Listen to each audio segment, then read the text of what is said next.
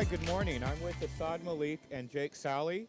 They're both with Jadu Jetpacks. We are here in New York City at Freeman Alley, not far away from Times Square, where NFT.NYC is happening from November 1st to 4th, 2021.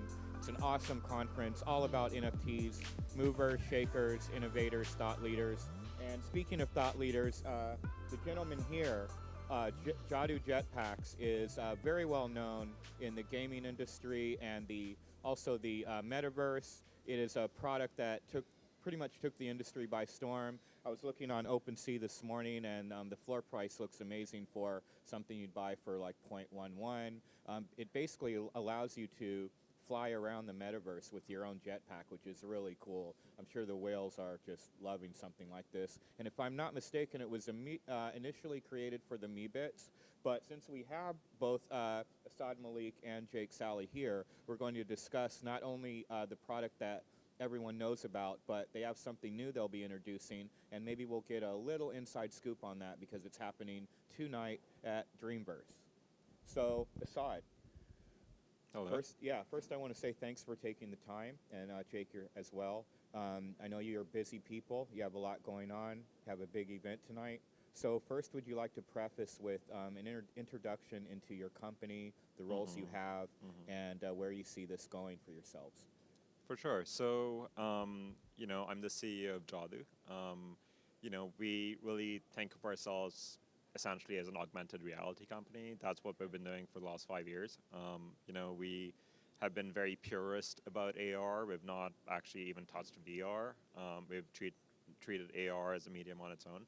And, one of the big hurdles over the last 5 years has been finding business models that work for these new mediums that don't really exist yet, right? Yeah. So for AR, you can't really do in-app purchasing or any of these kind of Web 2 models that have existed.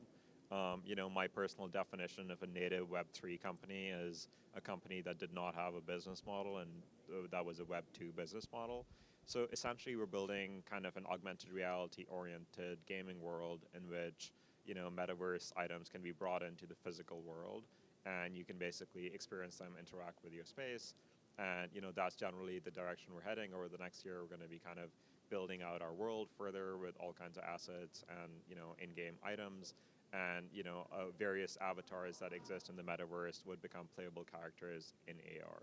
So that's kind of a gist of where we're taking things. That's fascinating. Would love for Jake to introduce himself as well. Yeah, and I'm Saly. I'm the COO of Jadu, managing day-to-day operations. And I wanted to just echo what Asad was saying of really, for us, we're coming at it from an augmented reality perspective first. And so for our first item, the Jadu Jetpack, the big question we had was, how do we add utility to an NFT? And for us, that was augmented reality, being able to let people fly through the metaverse, do something more than simply have it on their phone, have it as their Twitter profile picture, but give people more. That's fascinating. So tell me about this understanding of the culture right now, having your finger on the pulse and really identifying what your first product was going to be. It seems like a no-brainer, yet at the same time, no one had done it previous. Tell me about the journey to create something like this and what your background is to have the technical expertise to execute this product. Sure. So, actually we were in New York in 2018 when our first major project premiered at the Tribeca Film Festival. We have a long history in doing augmented reality headset-based experiences that we would often take to Tribeca and Sundance and places like that. And, with that model, we were definitely able to kind of innovate and push forward the AR format. 5 years ago, before we started, AR really wasn't a thing a normal person would kind of know about. Obviously now that has changed, but still people's perception of AR kind of comes from Snapchat, Instagram filters, which are very limited manifestations of what AR is supposed to be able to accomplish. Yeah. So, for us, our history has kind of been like pushing the envelope on AR and what the possibilities of AR are. So, Jetpacks is kind of interesting because the product wasn't the Jetpacks. The product was the app, right? We're building an AR platform called Jadu in which people can bring in their assets and, be able to use them in completely new and novel manners. And Jetpacks became an excuse to do that. So really the way we were thinking was, okay, well, we're going to have avatars in our world that already exist. These are not our avatars. We don't want to make avatars. We don't want to sell our own avatars so people can use that. We actually want to build like an open, interoperable kind of space where people can bring their own assets in. So what is a horizontal kind of product that we can offer that people can use with various avatars that actually puts a lot of different avatars on an equal playing field so they can interact with each other, right? That's awesome. Because like Meebits are tiny and Voids are tall, and you know if they're all flying, they're all comparable. So Jetpacks was really kind of our first asset at building this kind of horizontal product. People often talk about the metaverse being this interoperable space, but we actually wanted to show how different characters can actually interact and engage with each other with a similar kind of NFT that they have in common. And yeah, since then Jetpacks really just exceeded our expectations, as you were just saying about the floor and whatnot. My experience of it was I went to the minting website and the countdown timer ended, and I tried to mint one to see if the contract's working. And I went to the Discord to announce that the minting was now public. And when I went back, my transaction had failed because we had sold out before my test transaction. So And that was 1,100, if I'm not we mistaken. had 1,111 total jetpacks, and yeah, they sold out in 20 seconds. And since then have formed a really strong community of a lot of people that really believe in the platform that we're developing. And the dynamic is that these people are now tied to Jadu and our success and our kind of teammates almost. So tell me, in terms of scaling, because I see a really healthy secondary market for them. People are obviously trading, swapping, whatever. Are you thinking of having maybe a 10,000 collection now, understanding the demand? And how have NFTs specifically affected your business model in all this? Has it changed the way that you've decided to operate, or did you enter the market knowing NFTs were going to be the vehicle? No, it's definitely changed our whole company, right? Because as I said, we've been making AR for a long time, but we've been looking for a model that works. We've been looking for a model that makes sense for this new era, that isn't really extractive in the same way that a lot of models of the past have been, that really capitalize on attention and want you to go back again and again.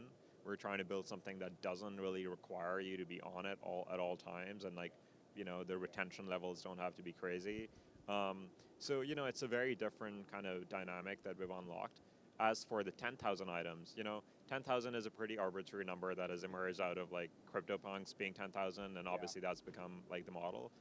We're very flexible with our numbers. Obviously, as we build this world scale platform and want a lot of users, we're going to have hundreds of thousands of assets within our world that will all serve different functions and will kind of allow you to, participate in the game in various different ways. Okay, so will scarcity play in here? Because I'm sure you've had these conversations, right? Especially if something sells out in 11 seconds.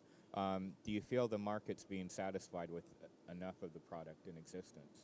No, and it's a very young market and not enough people are even in it. So, there's no reason why we won't have, millions of assets over time in a world that, obviously hundreds of millions of people hopefully participate in and play with. Okay. So that's really the future we're building towards. We're currently operating in a very limited kind of space, right? Where there's a small community. It's pretty everything is really expensive. Over time, you're going to have assets that are $50, that appreciate to $400, and you have kids collecting money to get them, and it's going to be a different world than where it is right now, and we're really building with that intention by focusing on the app and the game and the utility of the whole ecosystem and world. So this business model isn't like Apple, for instance. We're going to make as many phones as people want, and you can lose your phone 2 times, and there's plenty of more phones. We won't be doing a hardware-focused business model. I do want to just go back briefly for 1 second to touch on, for us, I think starting with a smaller supply of items, there aren't items quite like this, right, which are giving this game function. And what we're doing, having a smaller supply is really nice because it lets us teach our holders and our community about augmented reality, right? We just did an incredible, really fun user-generated content video contest where we had people use the app, use the jetpack to make fun videos, and what's coming out of that is people are starting to discover, how does augmented reality work, right?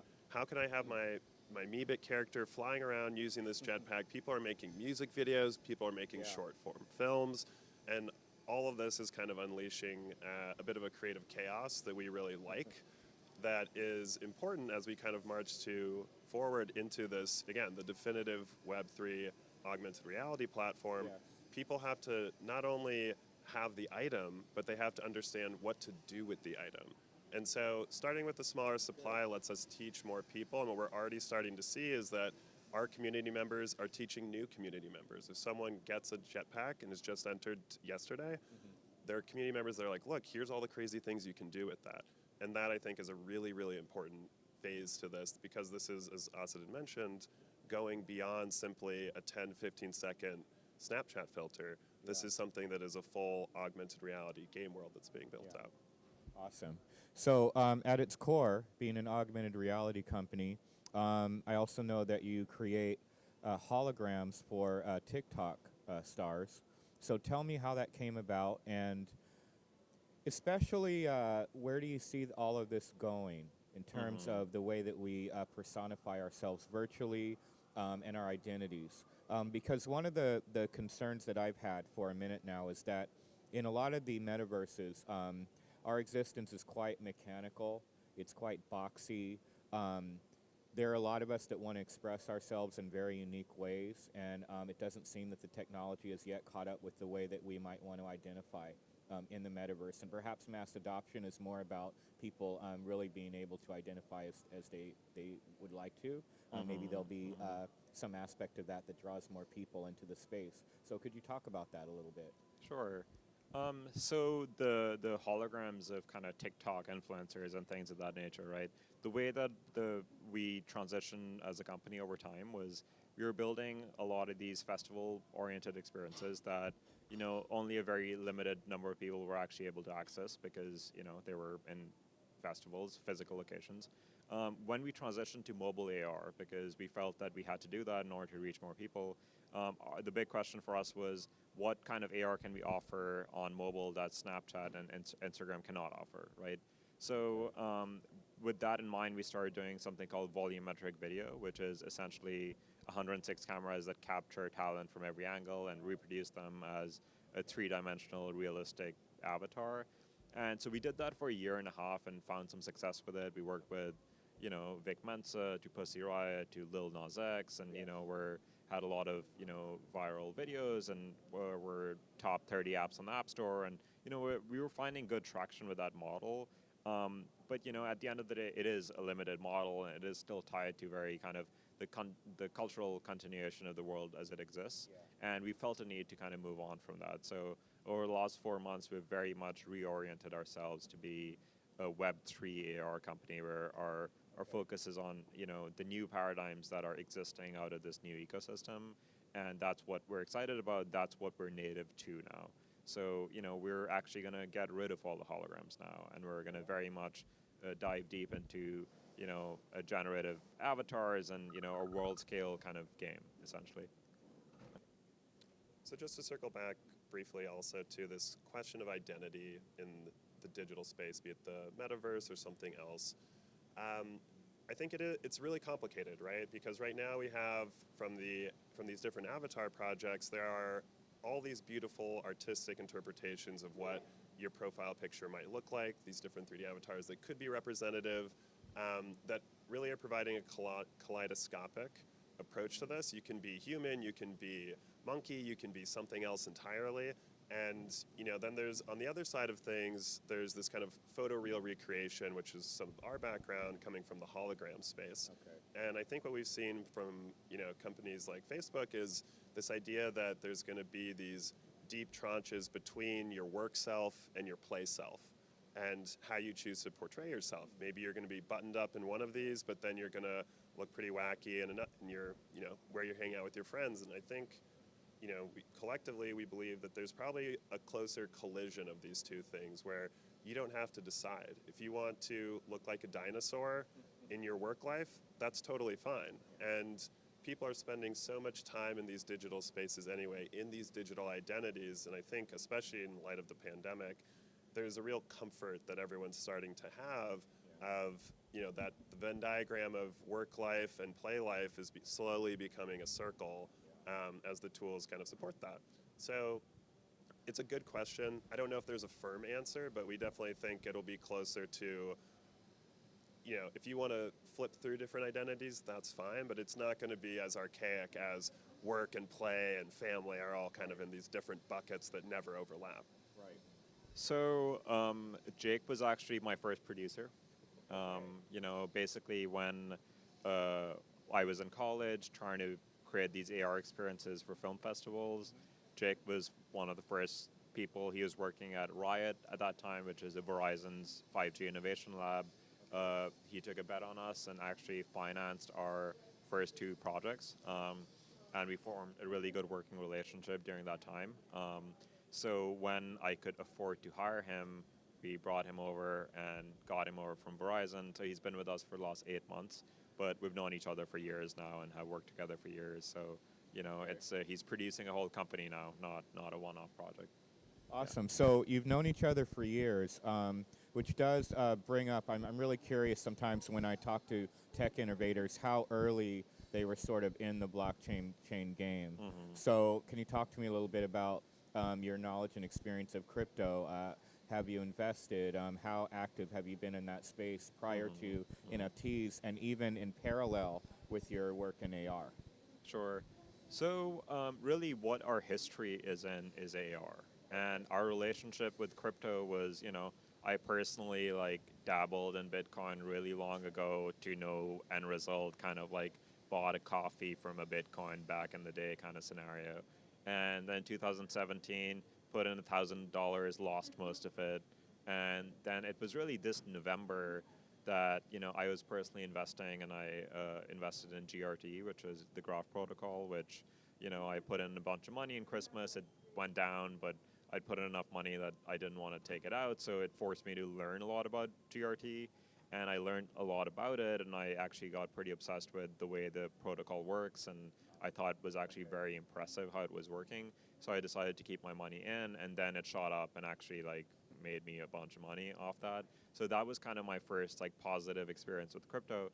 And then, we were doing our AR stuff, and essentially what happened was that Mac Boucher, who's one of our teammates, released the Grimes project on Nifty Gateway that did $6 million. And, we started paying more and more attention to it. And I was actually directing a music video for Pussy Riot.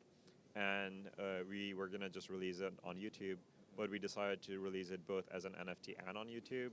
On YouTube, it made $50, and as an NFT, it made $500,000. So that once again kind of reinstated that there was, new models emerging here that were worth exploring.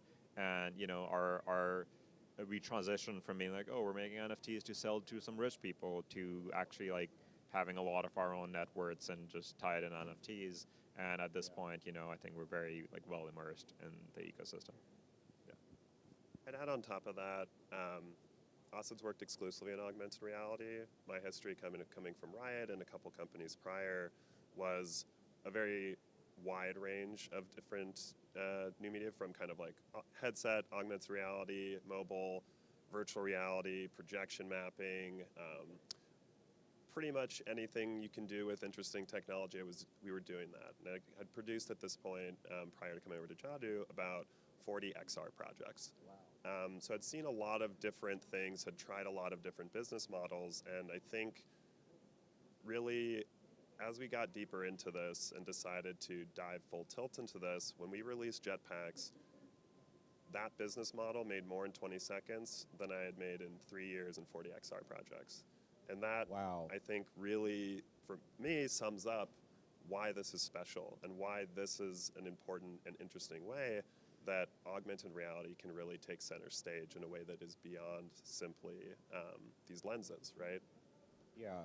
So the business model and the delivery method and the technology are all just the serendipitous things happening where you just see it, the perfect time and space and ways and means to achieve your objectives and ambitions. Yeah, and I think it's worth doubling down on how good mobile augmented reality has become. This would not work 2 years ago if all these other conditions were right. Okay. Mobile AR is really, really incredible at this point, and we're Okay. able to deliver on that promise beyond a filter. Okay, so can you elaborate on mobile AR as a term and what specifically you mean by that? So what Jake means by mobile AR is just augmented reality that happens on your phone, right? Because one of the big promises of AR was that it gets rid of phones, right? Like you don't want to consume your information from a flat rectangle on your hand. You actually want to see it in your space. You want to embody it. You want to engage with it in more natural ways, like you engage with your space. And obviously, mobile AR is a very limited manifestation of that. But it is still the transition point to actual AR with headsets and whatnot. But I think Jake's really right.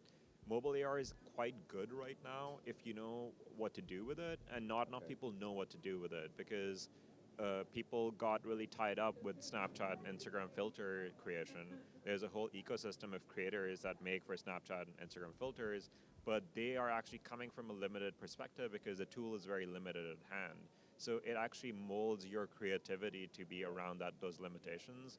Whereas we were coming from headset-based AR where we were just trying to do every crazy thing possible, that now we actually have a great gaming background and being able to build very compelling AR and game engines where now if you use our app, you can kind of have avatars that crash into walls and you're controlling them and they can wear different assets. We think of our AR as object-oriented AR, and what that entails is that everything's not compartmentalized into separate filters, but every object is an application. A jetpack is an app that your Meebot uses to fly, and that app can be combined with a hoverboard, which is a separate app that lets it go sideways, and so you can kind of layer things on top and reach new kind of compatibilities and connections between all these different assets. Okay, so it kind of goes back to the million products thing, which makes a lot of sense now. So how big is the company? And I imagine you intend to scale, but how is it working now in terms of your workflow, how quickly you're able to introduce a product on the market, et cetera? So currently we have around 14 people full-time, and then we have another 10 people on top of that are kind of contractors. So it's a substantial operation, and we've not announced this yet, but we are closing in on a round of financing, after which we will be hiring very rapidly to grow the company very quickly. Yeah. Okay. So what's the future hold? We know there's a big event tonight. Do you care to talk about what is going to be unveiled tonight? And where do you expect to go? Moving like where do you see yourselves in 5 years, for instance? For sure. Yeah, so for the Dreamverse event tonight, this is going to be the first time that people are going to see the hoverboards in action. We've done a slow drip of a couple different things, but this is going to be the first time that you see avatars riding the hoverboards, and it's going to be an experience where you're actually able to step into the Mirrorverse, which is what we call the augmented reality manifestation of the metaverse. So you're going to be able to step into this Mirrorverse space, have an avatar fly by you with a hoverboard, and again, this lets people kind of have a really fun takeaway coming out of these experiences that we're really excited about. We've been kind of working pretty diligently on these for the past couple of... So lastly, I do want to talk about that since we just touched on something. The NFT.NYC conference has a lot of peripheral events. There's a lot of things happening around the conference, which is great because the culture, there's a lot of communal events, etc. The one thing I am noticing is an ongoing exclusivity thing happening where if you don't have a certain NFT or if you do not have a certain token, you're simply not getting access to the space. I find that somewhat problematic in that a lot of whales and influential people are gifted NFTs. They're not even buying them. Their hands are held and they're walked into projects. So it kind of creates a culture that's a bit nepotistic when you think about it. So I'm curious, in terms of the social aspects of, the metaverse, of, IRL, of, crypto culture in general, how do you see this, going? You guys are world traveled. You've probably seen other cultures where maybe this is more prevalent. I just, off the record, I kind of just want to hear like what you guys think of this because you're far deeper than I am. But to me, Yeah, okay, great, fantastic. Yeah, I'll go first, then I know you have a lot of thoughts on this. So there's a lot of parallels between this space and the growth of the XR space over the last 5 years. And I think one of those things is what's happening right now, which is there are these kind of like cultural moments that happen where people gather in physical places. For the XR space, that was most of these film festivals, right? So it'd be Sundance, South by, Tribeca. If you wanted to, you could do these basically every month for all year long. And there was definitely, everyone could go and buy tickets, but there was definitely an exclusivity component to it, which is everyone would have tickets. These were, there's limited space in these venues to go see these events. Yeah. But if someone important, Robert De Niro, walks up, everyone gets cleared, and he's going to walk straight on through. He's the whale of the space, right? So I think there's a fine balance to be had, right? Which is, as someone who is creating these different tokens, these different NFTs, you want the people that are holding them to definitely feel rewarded for participating and believing in you and the company. I think the question is, as this scales, how do we make sure that accessibility scales with it and it doesn't remain too constrained, which I think there's definitely a version of that. Right now, everything is, the price points are pretty high for a lot of these things. I have a brother who's in college right now. I would love for him to be in this space. It is financially almost impossible for him to be able to participate in a meaningful way in this. And I kind of I've walked around and thought, it'd be great if he could come into this party. He's definitely not going to have whatever the NFT is that's necessary to do that. So it's an ongoing question, but I do think that teams like Metapurse and many others are taking this very seriously. People want to solve this in a way that is meaningful. And if you look back at the history of virtual reality, Facebook's Oculus Connect conference, pretty homogenous back in 2016. Over time, it became more diversified. So I do think there's opportunity, and these types of events are the ones that kind of can provide the inflection point for people to, there's something tangible. I can see you. Yeah. I want you to not be stuck outside. I want you to come inside with me into this event. Awesome. Yeah, I completely agree. I think, this is a real problem. The problem is that, rich people get richer in most systems ever, right? Like, that's kind of how the world is structured. But I think the opportunity here is that, the thing, for example, with crypto in general, right? A system like this can only function if there are enough avenues for new people to succeed. Only then does it grow. It can't grow otherwise, right? If the people that entered early are compounding value forever, it slows down. There's just no other way, right? Because new people are not incentivized to participate. So we're seeing this with Bitcoin, right? Bitcoin's existed for so long, but how many people are making life-changing money over Bitcoin that invested in it like over the last couple months? Yeah. Whereas there are various other projects where people are actually doing that. And it is because of those projects that the space actually progresses further. And with NFTs, I think this is going to be even more important because NFTs are essentially like, Dogecoin or Shiba or something, right? Like, they're essentially like a manifestation of our imagination. They're perceived value. They're not actually tangible, tied to anything real. They're just a bunch of people coming together saying, look, this thing has this value. And that is way more malleable of a system than some coin. And when you have a malleable system, you actually can more easily manipulate how a market prioritizes what. So for example, when we did our minting, the way we did it was there was a whitelist. So if you wanted a jetpack, you get on a whitelist. Right. And there were some steps to do that. You have to participate in our Discord, and there are various ways to get on the whitelist.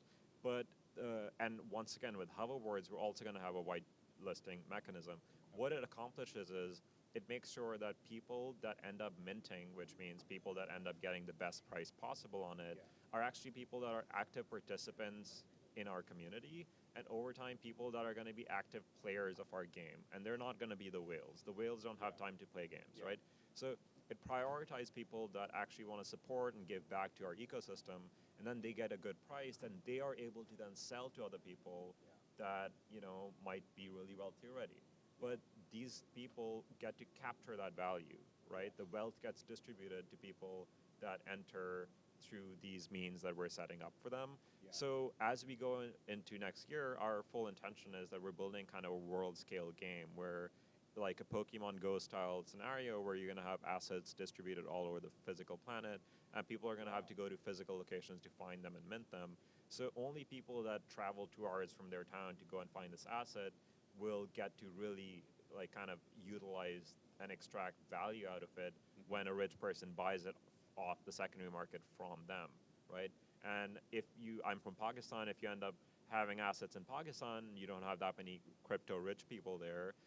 Those people are gonna basically be able to find more rare assets because they're the hardest assets to get to on the map. Hence, they then get to participate in this wealth distribution where other people then buy things off them.